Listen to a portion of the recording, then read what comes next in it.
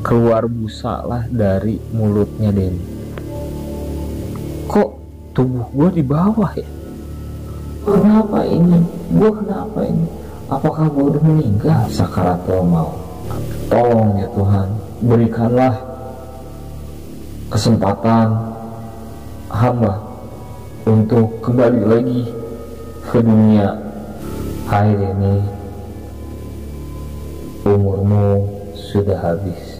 Assalamualaikum warahmatullahi wabarakatuh. Kembali lagi bersama channel Dimensi Lain yang akan menguak misteri dari dua dimensi.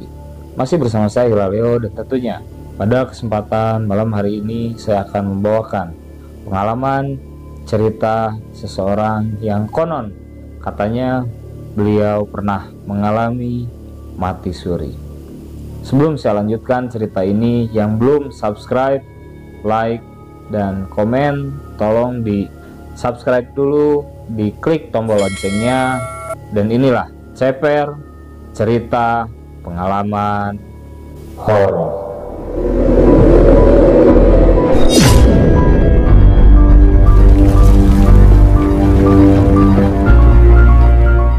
Ya, kita sebut saja samaran namanya adalah Denny. Jadi Denny ini merantau dari Banten ke Bandung untuk menempuh pendidikan di kota Bandung. Denny pada tahun 2012 dia mengawali masa pendidikannya di universitas yang sudah tidak asing lagi di kota Bandung, yang tepatnya di daerah Dipati Ukur. Pada saat itu Denny dan teman seperjuangannya dari kota Banten merantau ke kota Bandung. Itu Denny itu berangkat berdua. Jadi pada saat itu Denny dan kawannya itu sering atau masih suka bermabuk-mabukan dan sangat hobi datang ke tempat hiburan malam. Sering berjalannya waktu, kurang lebih sekitar 1 tahun berlalu, Denny sudah menempuh pendidikannya di universitas di kota Bandung. Nah, Denny itu tinggalnya ngekos di belakang kampus tersebut. Nah, singkat cerita, si Denny ini punya teman satu geng, kurang lebih sekitar 5 orang. Salah satunya adalah kita bisa sebut saja si Akbar. Nah, Akbar ini yang sering menyuntikkan atau mengajak hal-hal yang tidak baik kepada teman-temannya. Salah satunya seperti clubbing, dugem, ke tempat hiburan malam, dan lain-lain. Sampai-sampai uang yang diberikan oleh orang tuanya untuk biaya kuliah itu sering dipakai untuk berfoya-foya di tempat hiburan malam. Nah, pada suatu ketika Denny diajak oleh Akbar ke tempat hiburan malam. Pada saat itu Denny itu moodnya lagi kurang bagus, lagi kurang baik lah ya. Nggak tahu kenapa hatinya Denny itu sedang gundah, sedang tidak baik-baik saja. Biasanya diajak oleh teman-temannya itu dia nggak banyak berpikir, langsung berangkat. Dan pada saat itu Denny berpikir berulang-ulang untuk pergi jangan. Akhirnya Denny memutuskan bahwa gue nggak ikut, lu pada berangkat silahkan, gue nunggu aja di kosan, kata Denny seperti itu.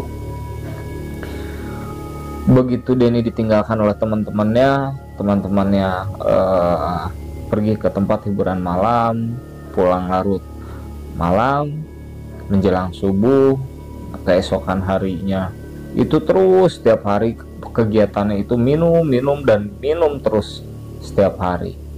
Nah, dari awal Denny itu menolak dari ajakannya Akbar, itu sebetulnya Denny itu sudah merasa jenuh dan capek dengan kehidupan yang setiap hari seperti itu aja. Setiap hari hanya mabuk-mabukan gitu kan. Denny merasa bahwa ini bukan diri gua nggak mau ngecewain orang tua gue yang sudah membiayai gua merantau ke kota Bandung untuk menempuh pendidikan di universitas, tapi gua nggak mau balik ke kota asal gua tanpa ada hasil yang bisa membuat keluarga gua bangga terhadap diri gua, kata si Denny. Nah, gak lama dari situ, seling 1 minggu, anak-anak teman-temannya si Denny itu pulang kampung satu demi persatu. Akhirnya sisa si Denny sama si Akbar. Nah, Akbar ceritanya lagi gabut nih, lagi ngobrol berdua di kosannya Denny. Dan beli air yuk, katanya gitu. Ogah gua lagi nggak mood, katanya. Lu kalau minum aja di sini, gua temenin, tapi gua lagi nggak mau minum nih, kata Denny gitu. Kenapa lu? Tumben banget, katanya gitu kan. Enggak lah, gua lagi nggak enak hati, katanya.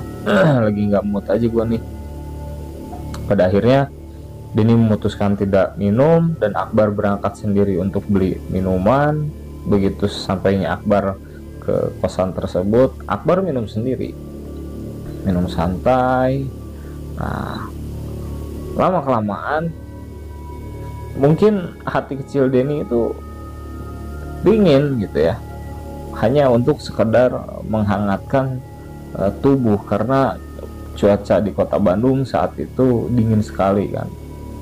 Pada akhirnya Denny memaksakan dirinya untuk yaudah Bar,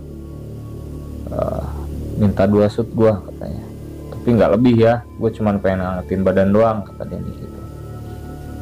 Wah, munafik lu Den, katanya. Enggak, gue cuman pengen ngangetin badan gua aja, katanya gitu. Nah, akhirnya menenggaklah minuman tersebut sampai 2 sloki.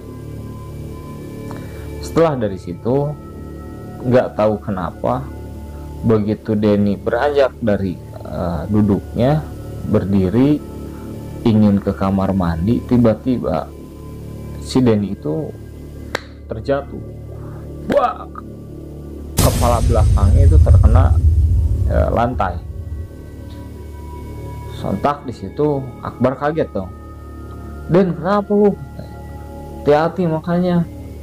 Dan ditanya nggak jawab Denny. Akbar menghampiri Denny. Ternyata Denny pingsan.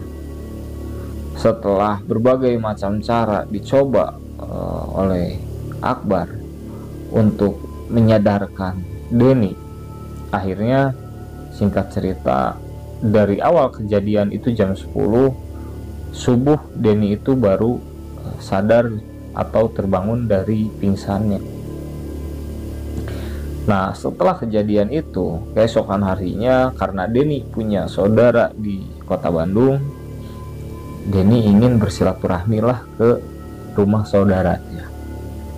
Akhirnya Denny pamitlah ke Akbar. Bar, gue mau ke saudara gue dulu nih, katanya. Gue mau silaturahmi. Lu kalau mau di sini aja, santai aja kok, katanya gitu. Tapi kalau ada apa-apa telepon gue ya, kata Denny. Akbar bilang, ikutlah gue, masa gue sendiri di sini? Nggak bisa, gue ada urusan sebentar, katanya gitu. Gue ada masalah yang harus gue selesaikan. Padahal si Denny ini sudah jenuh dengan kehidupannya yang setiap hari terus mabuk-mabukan dan minum-minuman dengan temannya itu. Apalagi ada si Akbar ini yang nggak berhenti minum tiap hari. Bangun tidur dia minum, siangnya minum lagi, sorenya minum lagi, sampai larut malam minum lagi. Itu terus setiap hari kegiatannya seperti itu. Nah, dari situ Denny berangkat menuju rumah saudaranya.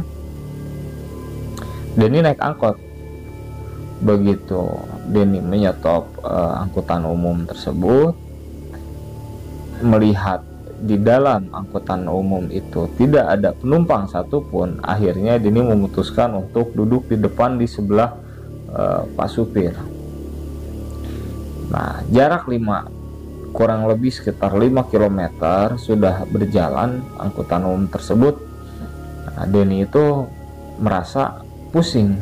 Awal yang dirasakan oleh Denny itu merasa pusing seperti vertigo. Pandangan Denny sudah mulai kabur, dan otot-otot leher belakang itu sudah mulai tertarik, seperti diremas. Pusing ya nggak karuan. Akhirnya supir angkot tersebut melihat ekspresi dari Denny yang sepertinya sedang menahan rasa sakit. Si supir tersebut menanya kepada Denny, kenapa katanya. Sakit, pusing. Enggak mang, kata Denny. Enggak kok, nggak apa-apa mang, kalau sakit bilang biar saya antar ke rumah sakit, katanya gitu. Enggak mang, tenang aja, aman kok, silahkan dilanjut aja mang. Nah, situasi itu sebetulnya tidak ada penumpang satupun, hanya Denny itu yang naik. Nah, setelah sesampainya di daerah Kiara Condong, tiba-tiba Denny tersebut menggeletak di dalam angkot, tidak sadarkan diri, dan apa yang terjadi? Keluar busa lah dari mulutnya Denny. Kaget dong supir angkot itu. Waduh, ini anak overdosis atau gimana? Kalau ini anak overdosis sampai meninggal dunia di mobil gua, kata supir angkot, gue yang tanggung jawab. Akhirnya dengan rasa ketakutan supir angkot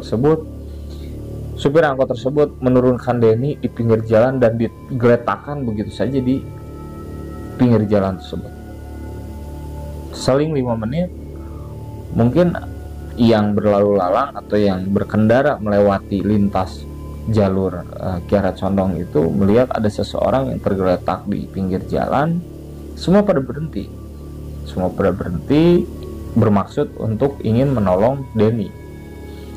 Begitu dibangunkan, bangun, itu Denny nggak bangun sama sekali, dan tidak ada reaksi sama sekali dari Denny. Nah, tidak lama dari situ Denny sadar. Tapi dalam sadarnya Denny itu bukan sadar di dalam tubuhnya. Jadi Denny sadar, Denny melihat bahwa kok tubuh gue di bawah ya. Jadi Denny itu melihat raganya dia itu di bawah, sedang tidak sadar dan sedang dikerumuni oleh orang yang melewati jalur tersebut. Akhirnya Denny kaget dong. Ada apa dengan gua? Kata Denny. Ada apa ini dengan gua? Denny di situ takut sejadi-jadinya, takut setakut-takutnya. Apa ini yang terjadi sama gua sebenarnya? Bertanya-tanyalah dalam hati Denny kan. Itu Denny menyaksikan tubuhnya Denny dievakuasi, diangkat ke dalam mobil ambulan dan dibawa menuju rumah sakit terdekat. Begitu sesampainya di rumah sakit terdekat itu, Denny langsung mendapatkan penanganan dari rumah sakit tersebut. Dan Denny itu masih melihat dari awal kejadian itu, tergeletak tubuhnya di pinggir jalan sampai dinaikkan ke dalam ambulan, sampai proses perjalanan raganya Denny itu dibawa oleh mobil ambulan ke rumah sakit. Itu Denny melihat, dan Denny itu nangis sejadi-jadinya. Gua kenapa ini? Apakah gua udah meninggal? Dan akhirnya setelah mendapatkan penanganan segala macam, beberapa jam kemudian itu ceritanya Denny Denny merasakan sakit yang luar biasa. Yang semasa hidupnya Denny, dia belum pernah merasakan rasa sakit yang pada saat itu Denny rasakan. Jadi mungkin itu yang dinamakan sakaratul maut atau dicabut nyawa. Denny merasakan dari ujung kaki perlahan mulai dingin, naik sampai ke lutut dingin, naik lagi ke atas sampai ke bagian dada. Denny itu merasakan bahwa detak jantungnya saja udah berhenti. Detak jantung Denny itu udah berhenti. Dan Denny mengatakan bahwa pada saat itu gue tidak bisa menjelaskan apapun, tapi semasa hidup gue dari kecil sampai sekarang, gue belum pernah merasakan rasa sakit yang gue alami saat ini. Sakitnya luar biasa, minta ampun sakitnya. Mungkin inilah yang dinamakan sakaratul maut, yang sakitnya luar biasa, yang belum pernah Denny alami selama semasa hidupnya. Denny menangis, Denny memohon kepada Tuhan Yang Maha Esa. Ya Tuhan, jika Engkau memberikan aku kesempatan hidup satu kali lagi, aku hanya ingin menghabiskan masa-masa hidupku dengan ibadah. Aku akan lebih baik lagi dari apa yang sudah aku lakukan kemarin-kemarin. Aku ingin menebus segala dosa-dosaku. Aku ingin ibadah dan menghabiskan waktuku, menghabiskan masa-masa hidupku ini dengan ibadah. Tolong ya Tuhan, berikanlah kesempatan hamba untuk kembali lagi ke dunia. Tolong Tuhan, berikan kesempatan hamba untuk masih bisa berkumpul dengan ibu, bapak, dan keluarga hamba. Pada saat itu Denny masih merasakan sakit yang luar biasa, prosesi pencabutan nyawa, sakaratul maut yang luar biasa sakitnya, yang tidak bisa diceritakan atau tidak bisa digambarkan dan tidak bisa dibayangkan. Singkat cerita, Denny sudah tidak sadarkan diri di rumah sakit. Secara medisnya sudah dinyatakan koma, gitu kan.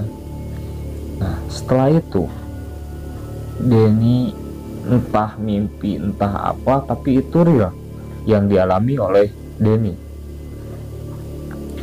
Tiba-tiba Denny berada di dalam atau di tempat yang luas, seluas mata memandang tidak ada ujungnya. Seluas mata memandang tidak ada ujungnya. Dan di tempat itu padang rumput yang sangat luas. Tetapi tidak lama dari situ ada yang berkata tapi tidak ada wujud. Hai Denny, sedang apa kamu di sini?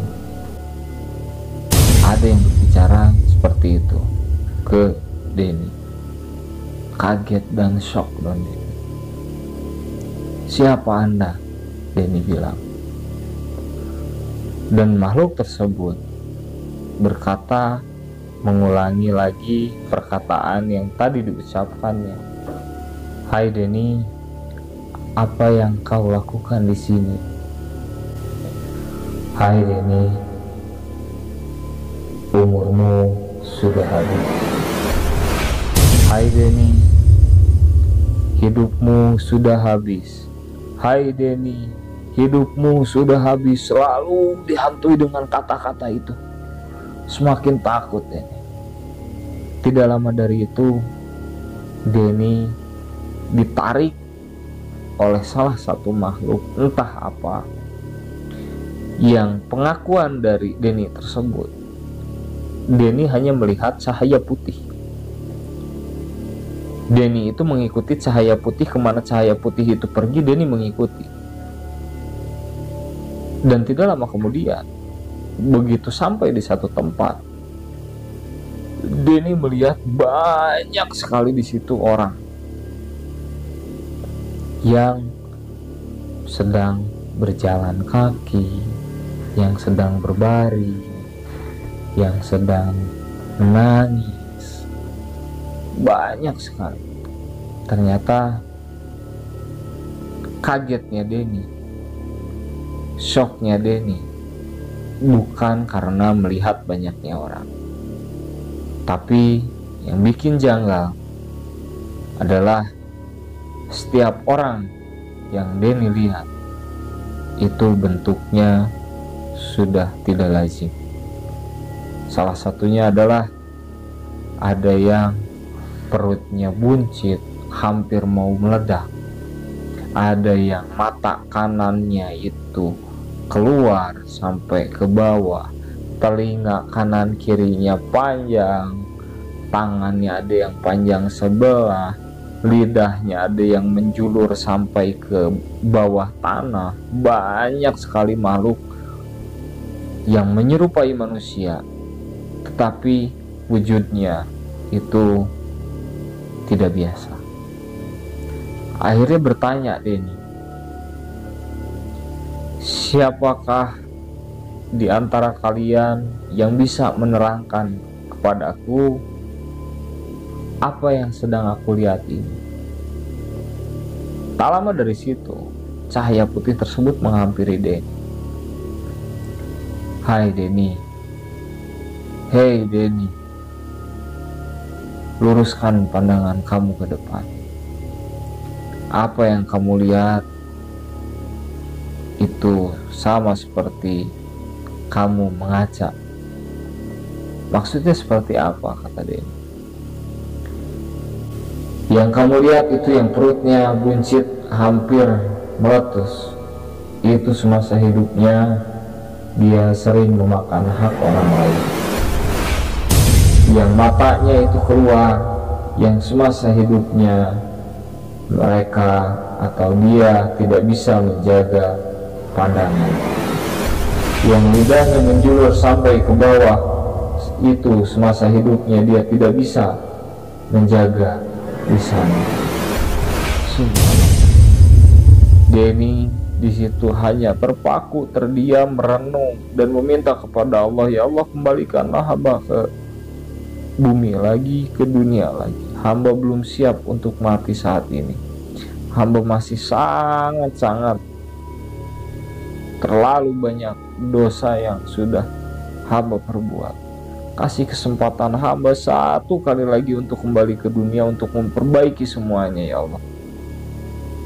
Di saat Denny berdoa seperti itu, ada satu makhluk yang berbentuk manusia, dan dia itu perempuan, menghampiri Denny memakai baju putih.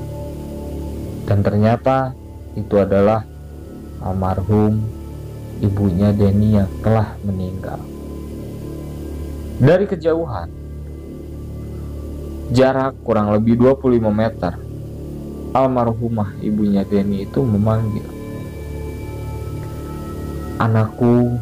Dia sambil melambaikan tangan, anakku, anakku, anakku, 3 kali mengucapkan seperti itu. Karena memang sudah 15 tahun Denny ditinggalkan oleh sosok ibunya, Denny menangis karena rasa rindunya kepada orang tuanya. Denny berteriak, ibu, tolong saya, bu, saya belum siap untuk di sini, tolong saya, bu. Dan apa jawaban itu? Kemari nak, kemari nak. Mendekatlah dengan ibu, peluklah ibu. Dan di situ Denny menghampiri sosok ibunya. Denny berpelukan erat dengan ibunya dan bersujud kepada ibunya, meminta maaf dengan ibunya. Denny meminta maaf segala dosa-dosanya kepada ibunya, dan ibunya Denny berkata bahwa, "Nak, kamu belum waktunya di sini. Kamu harus kembali lagi ke dunia. Kamu harus kembali lagi ke alam kamu. Belum saatnya kamu berada di sini dengan ibu. Tapi tolong nak, doakan ibu di sini. Tolong nak, setiap selesai sholatmu, ibu hanya minta satu surat pendek dari kamu nak. Doakan ibumu nak, biar ibumu tenang di sini. Jaga dirimu baik-baik, jaga ibadahmu nak, jaga lisanmu nak, jaga pandanganmu, bersihkanlah hatimu." Itu pesan ibunya Denny kepada Denny. Belum selesai perbincangan Denny dengan ibunya, datanglah cahaya putih tersebut yang tadi membawa Denny ke suatu tempat. Dan cahaya tersebut berkata, "Allah hanya memberikan kesempatan kepadamu untuk melihat bagaimana di alam setelah alam dunia." Hei Denny, coba luruskan pandangan kamu ke depan. Begitu Denny meluruskan pandangannya ke depan, apa yang dilihat oleh Denny? Banyak sekali manusia yang terlentang tanpa busana dan terbaring di dasar tanah. Matanya melotot melihat ke atas langit. Dan ternyata begitu semua orang yang tertidur, terbaring, melihat, menatap ke atas langit, tidak berkedip sama sekali, dan matahari hanya satu jengkal di atas matanya. Subhanallah, Denny nangis sejadi-jadinya di situ. Hei Denny, lihatlah itu, sudah 11 baris. Sudah 11 baris. Dan lihatlah, 2 baris lagi sampai baris ke-13 bumi ini akan hancur Denny. Segeralah engkau kembali ke alam duniamu, perbaiki ibadahmu, perbaiki kehidupanmu, perbaiki lisanmu, perbaiki pandanganmu, perbaiki dan bersihkan hatimu Denny. Tidak lama kemudian tersadar Denny dari koma. Ternyata begitu Denny sadar, Denny sedang dimandikan oleh petugas rumah sakit. Dan ternyata kesaksian Denny itu hanya sebentar. Itu hanya sebentar. Kurang lebih sekitar 3-5 jam seperti tertidur itu Denny. Tapi ternyata kesaksian dari pihak keluarga dan rumah sakit, Denny sudah mengalami koma dalam jangka waktu yang cukup lama. Itu adalah 3 bulan. Dan di hari terakhir dinyatakan Denny meninggal dunia. Begitu Denny dinyatakan meninggal dunia dan dimandikan, ternyata Denny terbangun lagi di situ. Sontak semua pegawai rumah sakit bubar, chaos semuanya, karena ketakutan dong wajar. Pada akhirnya Denny kembali ke alam dunia. Semua keluarga, teman, tetangga, sahabat menangis haru karena bahagia yang selama ini mereka doakan agar lekas pulih. Ternyata alhamdulillah Denny bisa kembali lagi ke alam dunia. Dan tidak sampai di situ. Setelah sepulangnya Denny dari rumah sakit tersebut, ternyata Allah berkehendak lain. Allah memberikan kemampuan yang tidak semua orang miliki. Allah memberikan kemampuan terhadap Denny untuk bisa melihat alam gaib. Setelah kebangkitannya Denny dari mati suri tersebut, banyak pasien atau orang yang mendatangi Denny meminta kesembuhan. Singkat cerita, Denny tersebut banyak menolong orang, banyak menyembuhkan orang dengan cara pengobatan alternatif, atau bisa dikatakan sebagai tabib. Tapi dengan catatan, Denny tidak memungut biaya sepeser pun dari orang yang sudah disembuhkan oleh Denny. Setelah dari situ, singkat cerita, Denny yang tadinya hidupnya terpuruk, sering mabuk-mabukan, sering bermaksiat, Denny taubatan nasuha, meminta ampun kepada Allah karena masa lalunya yang terlalu kelam. Denny ketakutan bahwa bumi ini sudah tua dan akan kiamat tidak lama lagi. Dan alhamdulillah, Denny sekarang sudah mempunyai pondok pesantren tahfidz Quran. Dan tidak hanya itu, Denny pun menyumbang ke beberapa masjid-masjid untuk dibangun, untuk direnovasi, dan lain-lain. Akhirnya sekarang Denny menjadi tabib, orang yang suka mengobati, menjadi ahli sedekah, menjadi ahli ibadah. Alhamdulillah, itu semua tidak datang secara tiba-tiba, tapi itu sudah kehendaknya dari Tuhan, bahwa garis hidup seseorang itu sudah diatur oleh Yang Maha Kuasa. Oke, inilah pengalaman cerita dari Denny. Terima kasih Denny sudah berbagi pengalaman ceritanya di channel Dimensi Lain. Bagi sahabat Dimensi Lain di rumah yang ingin berbagi pengalaman ceritanya di channel Dimensi Lain, kalian bisa hubungi di media sosialnya Dimensi Lain.